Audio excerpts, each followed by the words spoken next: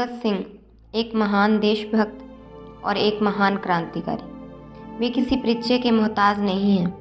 क्रांति की तलवार विचारों की शान पर ही पहनी होती है। साहित्य को पढ़ना व लिखना उनका शौक था। इसलिए वे कहते थे कि मेरे दिमाग के कोने से एक ही आवाज़ रह रहकर उठती है, अध्ययन करो। समय को विरोधियों के तर्कों का सामना करने लायक बनाने के लिए अध्ययन करो। अपनी बातों के समर्थन में तर्कों से लैस होने के लिए अध्ययन करो। लाला लाजपत राय के द्वारा स्थापित किया गया पुस्तकालय द्वारकादास लाइब्रेरी जैसे उनका घर बन गया था।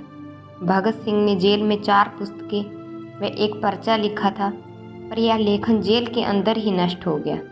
मैं नास्तिक हूँ का पर्चा उनके पिता के द्वारा बड़ी मुश्किल से बाहर लाने में कामयाबी मिल सकी। भगत सिंह ने पूरी तरह नास्तिक थे। भगवान पर उनका विश्वास नहीं था। वे कहते थे कि भगवान पर विश्वास कमज़ोर व्यक्ति करते हैं, क्योंकि उन्हें किसी सहारे की आवश्यकता होती है जहां वे अपनी कमजोरी छिपा सकें। उनके अनुसार धरती पर ऐसी शक्ति या भगवान मौजूद नहीं है।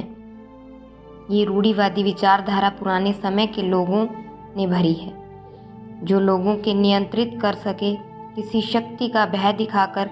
बल्कि नास्तिक व्यक्ति इन विचारों से बंधा हुआ नहीं होता, उसे सिर्फ अपने परिश्रम पर ही भरोसा होता है, क्योंकि कामयाब होने के लिए कठिन मेहनत की आवश्यकता होती है, न कि पूजा पाठ की।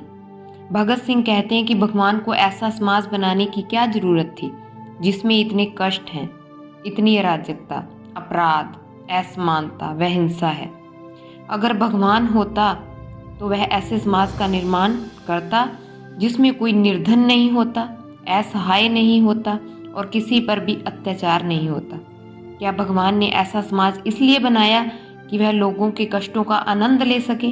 क्योंकि संसार में ऐसे बहुत से शासक हुए जो लोगों पर अत्याचार इसलिए करते थे क्योंकि उनको लोगों को सताने में मजा आता था।